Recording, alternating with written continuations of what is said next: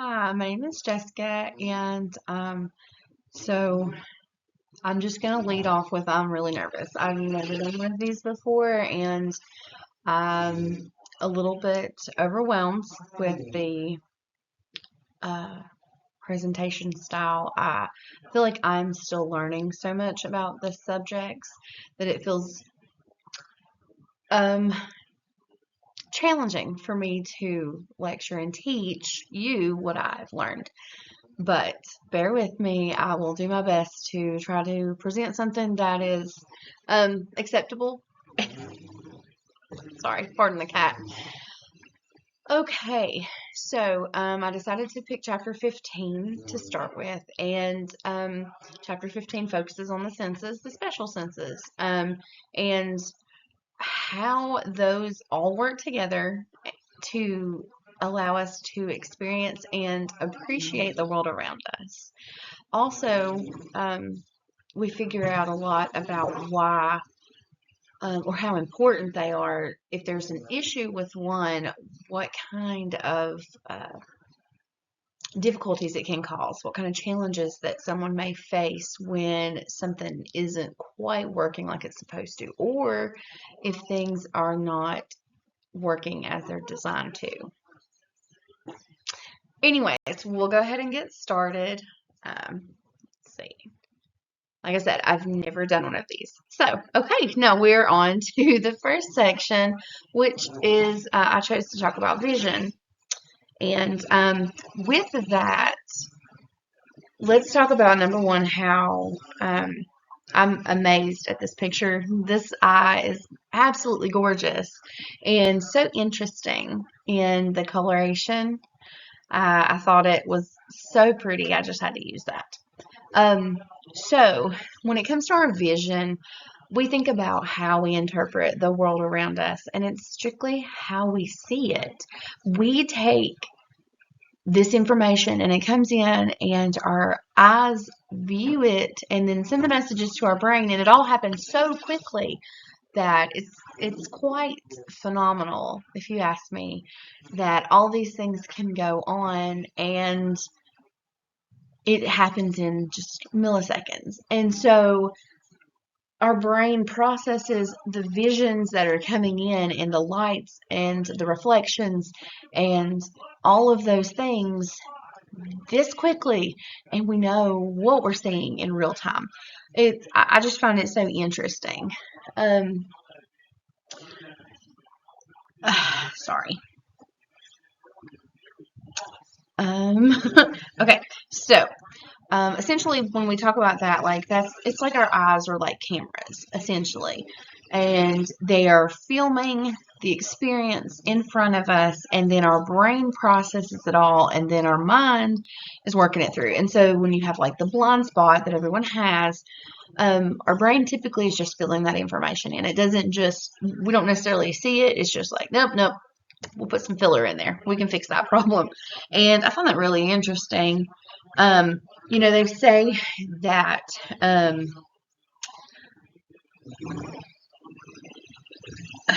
okay, so what we see, just like with a camera, like when you take a picture, sometimes it looks backwards from how it was. Okay, so with our eyes, everything is upside down, technically. What comes in has to be inverted. And a lot of times we see that when people have issues with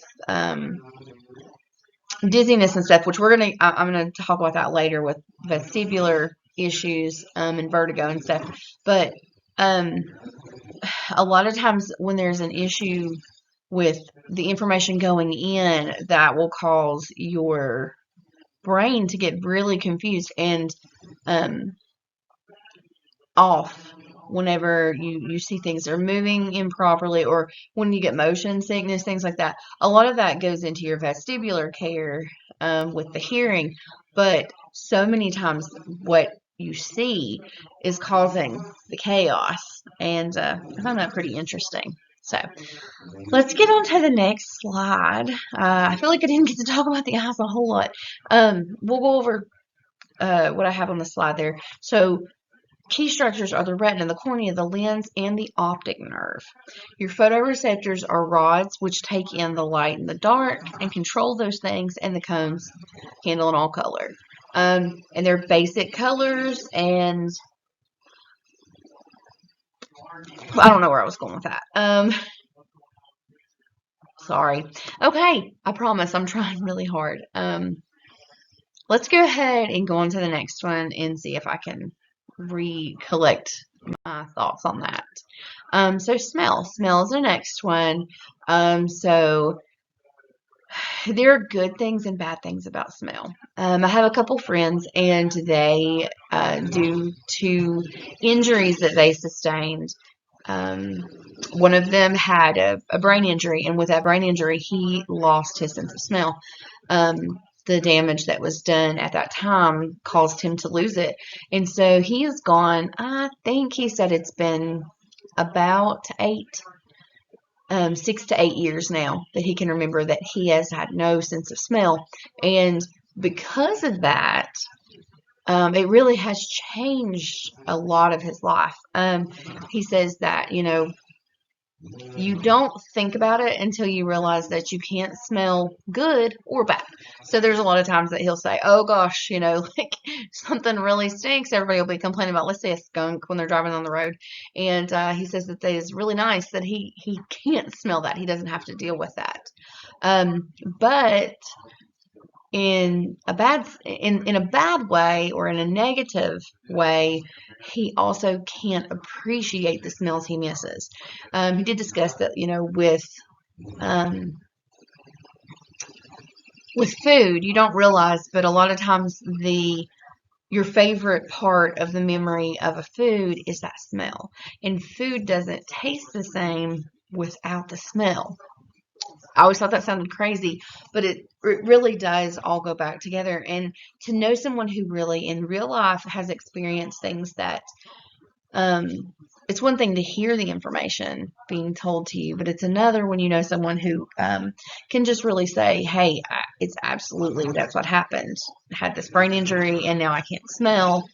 And he does miss it. He said, there are a lot of things that you don't realize you would miss until you just can't do them. And smelling is one of those things. He said, even though, you miss out on the bad stuff, he really does miss the good things.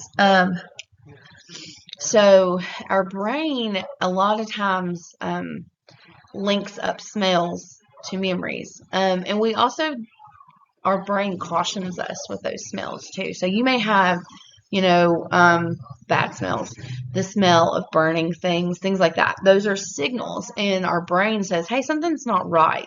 That shouldn't smell like that. There's something going on. You need to check on it or whatever." So, you know, sense of smell is something that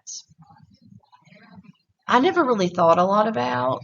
I've actually had COVID. When all that started, a lot of people, that was a big trigger. Everybody say, "Oh, you lose your sense of smell and taste." And it wasn't everybody. That's what I thought was very interesting when it came to the symptoms. They weren't across the board the same for everyone. And so I didn't. I've altogether had COVID and been tested and shown positive at least 5 times since February of 2021. And each time has been different, but none of the times that I have been tested positive for, I'm not saying that's the only times I've had it. I'll be honest with you. I would say there's at least 3 or 4 other times that I was very sick and probably had it, but I just stayed at home. And I had to stay home because I was so sick I wasn't able to work. And so I just ended up not going to the doctor to find out for sure, because there really wasn't anything we could do about it. We just kind of had to take in a lot of fluids and just try to feel better. But anyways, I didn't lose that. But I do know people who did lose it, and some of them still to this day struggle with certain smells, certain types of smells, very sweet things they can't smell, things like that. So very interesting. I think that it affects so many people differently. and you never really know how it's going to affect you until you're going through it. So let's get on to the next one. Next, taste. Okay, so they're going to kind of link in together. So going back to the COVID experience, I didn't lose sense of taste either, but I'm filming for school. It's fine. I'm giving a presentation. It's fine. Sorry, that was my son. He was just curious. Anyway, I'm sorry. Um, so with taste, like I said, I really never had issues with smell or taste. My dad, in a weird event that I've never known anyone else who had this problem, and most people I knew that experienced it they had a sense of taste, they lost the sense of taste, or certain things they couldn't taste. My dad, when he had it, his senses, his taste was extremely heightened. Instead of losing it, it was the exact opposite. It was heightened to the point that he could barely eat because everything that would have been a sweet flavor was overwhelmingly sweet. He couldn't handle it. Same thing with savory foods. They were all very salty, even without adding any salt. Um, his sense of taste was completely out of whack. And you don't realize that that would be a problem, but our sense of taste is so important to our enjoyment of the food, number one.